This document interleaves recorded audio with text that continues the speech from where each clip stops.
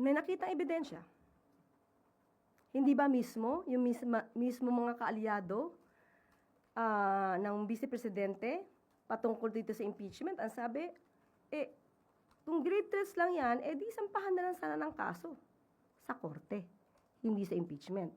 So yung suggestion din, na isampa na lang sa korte, sinunod lang naman din ng DOJ. Base din naman sa ebidensya. Di nila makakaila yung video na napanood na halos ng lahat. Hindi lang ng Pilipino, kung hindi sa buong mundo ay napanood na.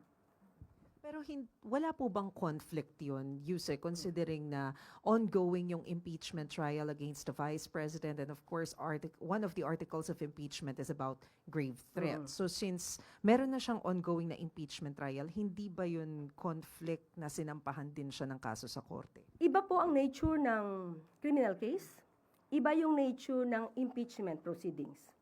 So, sa impeachment proceedings kasi, dito inaalam kung yung leader ay dapat na maging leader pa. Yung kanyang kapasidad, yung kanyang mental health, yung kanyang pagiging agresibo, yung anger management, ito lahat ay dapat na nakikita kung ikaw ay magiging leader.